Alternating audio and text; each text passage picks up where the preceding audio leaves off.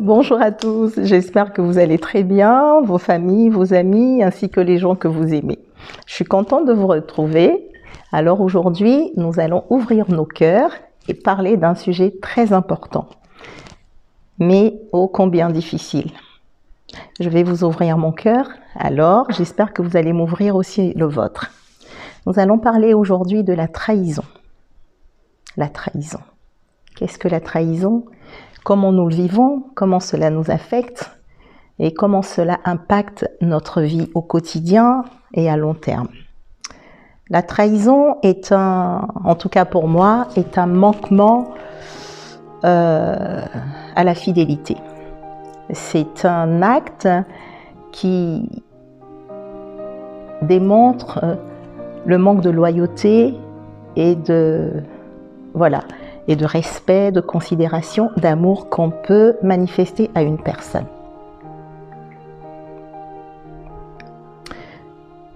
Je suis sûre que vous avez été victime de trahison.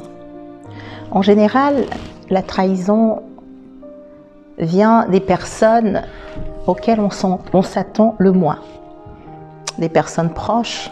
Comme je dis, les gens que vous ne connaissez pas ne peuvent pas vous trahir, des étrangers ne peuvent pas vous trahir.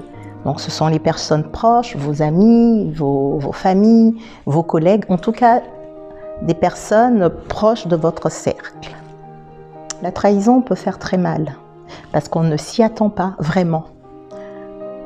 Quand nous sommes trahis, nous sommes choqués, nous sommes en colère, nous sommes déçus, nous avons très mal. Donc devant la trahison, comment réagir? Comment se comporter? Il n'y a pas de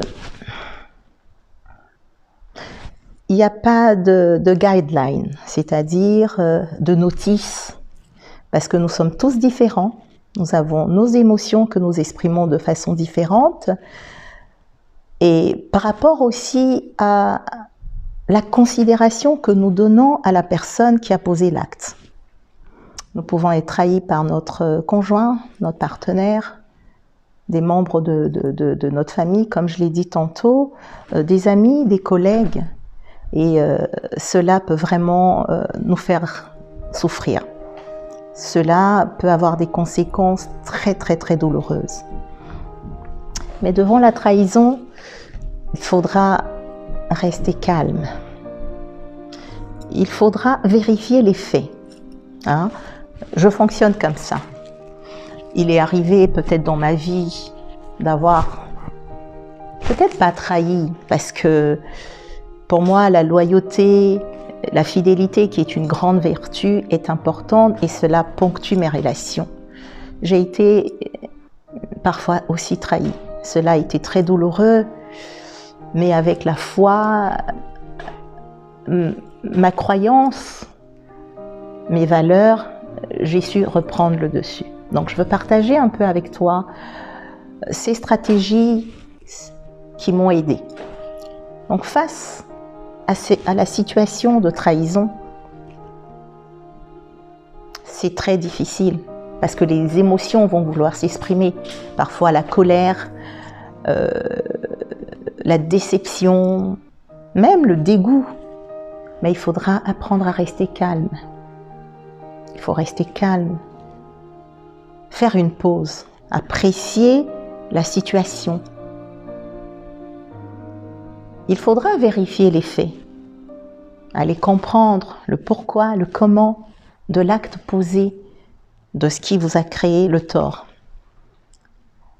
Il faudra, dans la mesure du possible, contacter cette personne, discuter avec cette personne, communiquer, échanger, comprendre. Mais c'est pas tout le temps évident. Il y a des personnes avec lesquelles on ne peut pas discuter. Il y a des personnes avec lesquelles on ne peut pas échanger. Alors si communiquer, si clarifier la situation est impossible, alors il faudra couper avec cette personne. Il faudra prendre ses distances. Une fois que cela est fait, il faudra prendre du temps pour soi, pour accuser le coup. Aussi, il faudra exprimer ses émotions. Exprimer ses émotions ne veut pas dire forcément être dans l'action, d'accord? Il faudra prendre le temps d'apprécier la situation. Vous pouvez être en colère, mais pas de poser des actes de vengeance. Parce qu'il n'y a aucune vengeance positive, ça je peux vous le dire. Dans le mot vengeance, il ne peut avoir aucune connotation positive. Il faudra faire la différence entre se faire justice aussi qui est négatif, se venger qui est encore plus dramatique. Mais je vous invite à laisser la vie vous justifier. Laissez Dieu rétablir les choses. Il faut croire en la vie.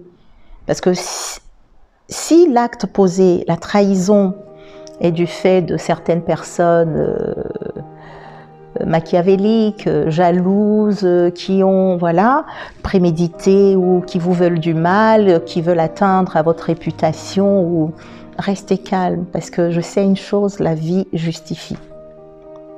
Rien ne reste caché éternellement. Rien ne reste dans l'obscurité. Et vous, par vos actes, vous allez rétablir aussi les choses. Parce que, comme on le dit, action speaks louder than words. En un mot, vos actions parleront plus fort que tous les ragots, tous les commérages, les médisances, tout ce qui a engendré la trahison. Donc, comme je disais, il faut rester calme. C'est le début. Et comme je dis, à partir du moment où vous perdez la maîtrise, la société ne vous donne pas raison, quand bien même que vous soyez victime. Alors c'est important de rester calme, d'apprécier la situation, de clarifier les faits, d'essayer de communiquer avec la personne, mais en même temps de prendre vos distances. Parce qu'une personne qui vous a trahi vous aura créé un préjudice qui, dans très souvent de cas, peuvent avoir de lourdes conséquences malheureusement. Une trahison de son conjoint peut nous emmener au divorce, à la séparation. La trahison d'un membre de la famille peut créer de grands chamboulements, de grands drames dans la famille, au travail. Vous pouvez perdre. Vous voyez, la vie parfois peut être ponctuée de tellement d'épreuves. Mais devant chaque situation, rappelez-vous que tout concourt au bien de ceux qui aiment Dieu et qu'il n'y a aucune situation qui arrive sans raison. Donc, il faudra encore une fois faire preuve de sagesse et d'intelligence. Il y a un verset biblique que j'aime beaucoup et dans mes prières au quotidien, c'est ce que je prie. Alors je prie pour avoir comme sœur la sagesse et comme amie l'intelligence, afin de faire face aux épreuves que la vie envoie. Voilà. Si vous avez été victime de trahison, de situations justement qui ont impacté votre vie négativement, parce que voilà, la trahison elle a des conséquences désastreuses, n'hésitez pas à nous contacter, à partager votre expérience avec nous, vos stratégies aussi, comment vous avez su faire face, comment vous avez remonté la pente, comment vous avez de nouveau fait confiance, parce que bon, malheureusement dans beaucoup de cas, on a du mal à pardonner. Mais il faudra apprendre à pardonner. Attention, pardonner ne veut pas dire qu'on rétablit le contact avec la personne. Pardonner veut dire que on fait la paix avec soi-même. On se permet de se libérer. Parce que quand vous gardez quelqu'un prisonnier, quand vous ne pardonnez pas, vous vous faites du mal. Et cela peut impacter sur votre santé, sur votre bien-être. Alors, faites-vous du bien. Pardonnez à la personne. pardonnez à vous aussi d'avoir permis cela. Parce que comme je dis, on vous fera ce que vous aurez permis, n'est-ce pas? On peut vous tromper, on peut vous trahir une fois, mais une deuxième fois, une troisième fois, ce n'est plus seulement du tort de la personne, mais vous êtes aussi quelque part responsable de cela. Donc vous pouvez prendre vos distances, vous pouvez couper avec ces personnes-là, mais tout en libérant votre cœur. Donc voilà. J'espère que ce petit échange de cœur à cœur vous a fait du bien. Et voilà, je suis là, je vous ai ouvert mon cœur, pensez à m'ouvrir aussi le vôtre. Je vous dis à très bientôt, que Dieu vous bénisse.